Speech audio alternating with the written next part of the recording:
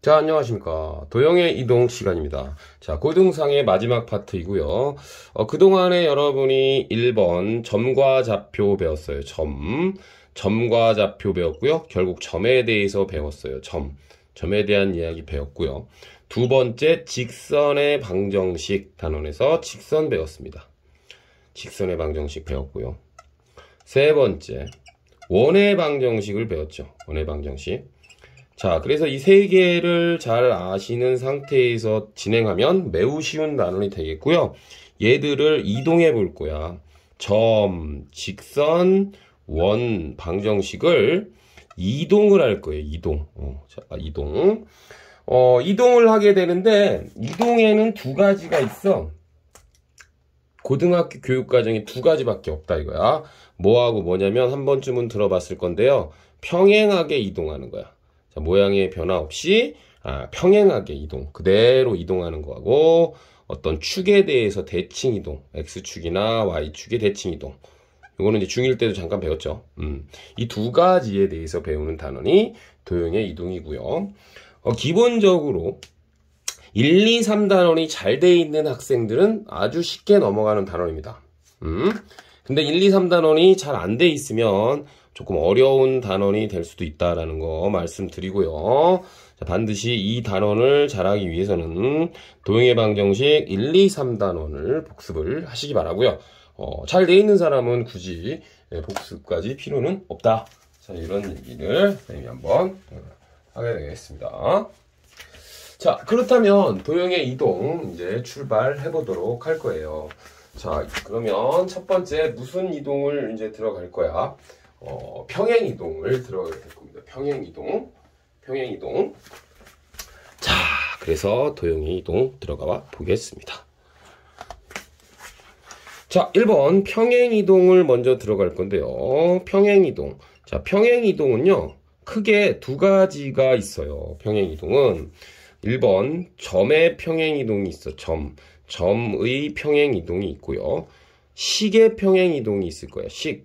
식은 바로 여러분이 배웠던 도형의 방정식.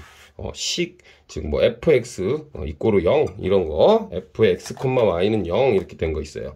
자, 식을 이동해 볼 거야. 도형의 방정식. 식을 이동해 볼 거야. 자, 이렇게 배우면 되겠습니다. 식을 평행 이동하겠습니다. 자, 두 가지. 자, 점을 평행 이동하는 것부터 볼게요. 얘는요, 생각보다 쉽습니다. 자, 좌표 평면이 있어요. 자, 점 여러분 아무거나 좋아하는 거 한번 불러보십니다. 자, 만약에 여기에 2,3이라는 놈이 있다고 쳐요, 점이. 그쵸? 자, 그럼 이 P2,3이라는 점을 지금부터 나는 자, X축으로 만약에 3만큼, Y축으로 뭐 마이너스 1만큼 평행 이동할게요. 평행 이동이라는 건 축에 평행한 거니까 X축이 여기잖아. 그치? X축에 3만큼 평행 이동하면 여기서 이렇게 가는 거지. 그럼 2가 어디까지 가냐면 5만큼 가는 거야. 됐어. 그럼 X축으로 3만큼 이동했고요. 그 다음 Y축으로 마이너스 1이라는 거는 여러분 마이너스라는 건 밑으로 내려가는 거잖아. 그치? 이렇게 이동시키면 되니까 결국 2점으로 오게 되는 걸 여러분이 직관적으로 알 수가 있어. 그래서 쓱 이렇게 이동한 거죠. 자, 그럼 이 좌표를 우리가 Q라고 할게요. 이런 좌표를 Q라고 그러면, 자, 이건요, 그냥 여러분의 상식선에서 움직여도 되는 거, 상식. 3을 더해 가잖아. 그럼 3을 더해 가면 돼. 그래서 이렇게 한 거죠. P에 2,3이라는 점을 X축으로 3만큼 더하는 거고요.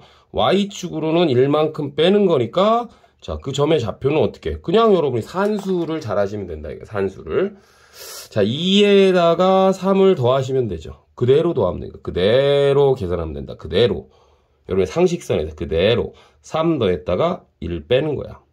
그 다음 3에서 1 빼니까 여기서 3에서 1 빼는 거니까 결론적으로 우리 정답은 5,2가 되겠다. 이런 얘기.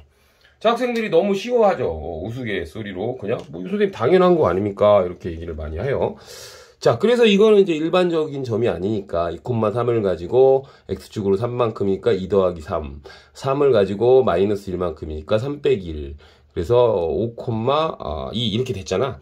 자, 지금부터 그럼 이거를 기호로 한번 나타내 볼게요. 일반적으로.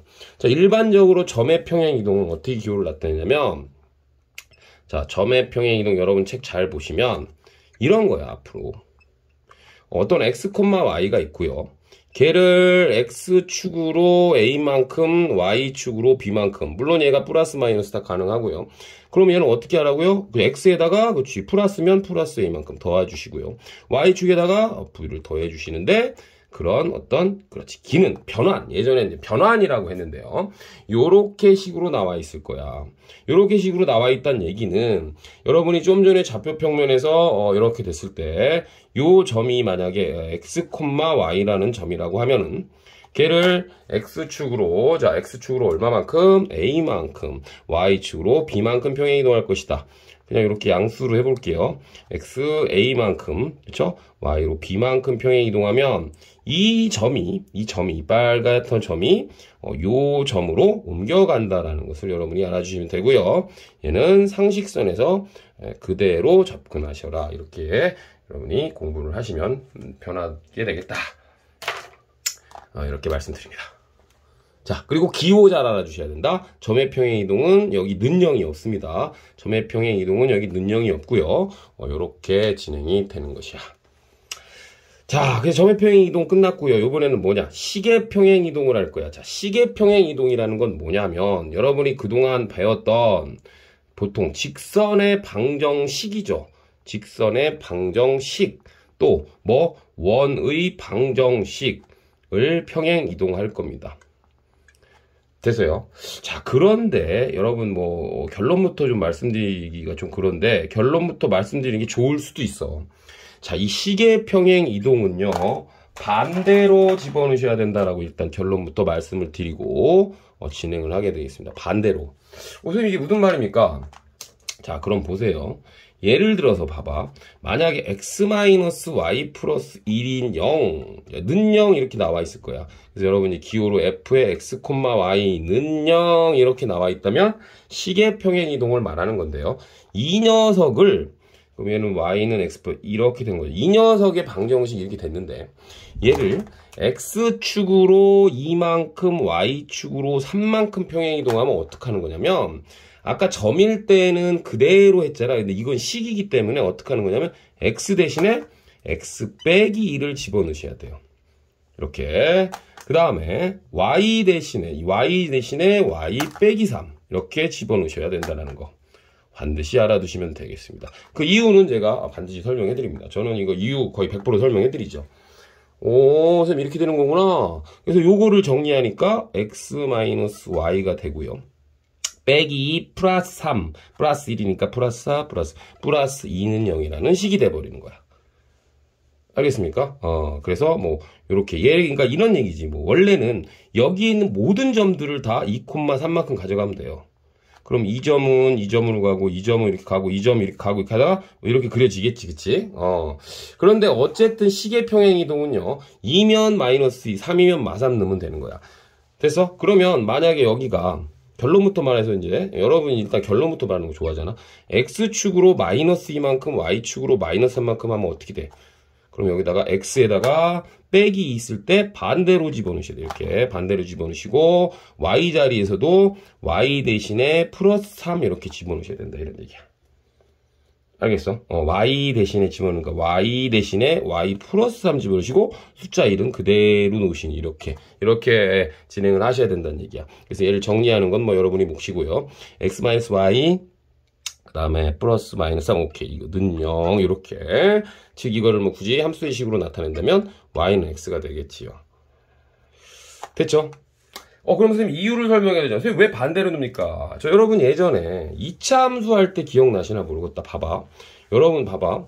2차 함수 할 때 기억나셔요? 2차 함수. y는 ax 제곱을 x축으로 p만큼 y축으로 q만큼 평행 이동한 거 기억나시나 모르겠어. 언제? 중3에서. 얘가 여러분 이렇게 배웠죠. y는 a에 x는 반대로 넣으라 이렇게 배운 거 기억나십니까?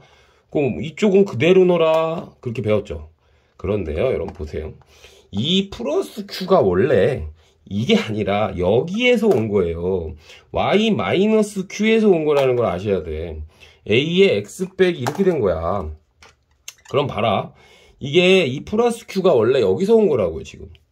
그러니까 이렇게 가르쳤어야 되는 거야, 원래. 그러면 x축으로 p만큼 왔으니까 x 빼기 p가 들어갔죠. x자리에.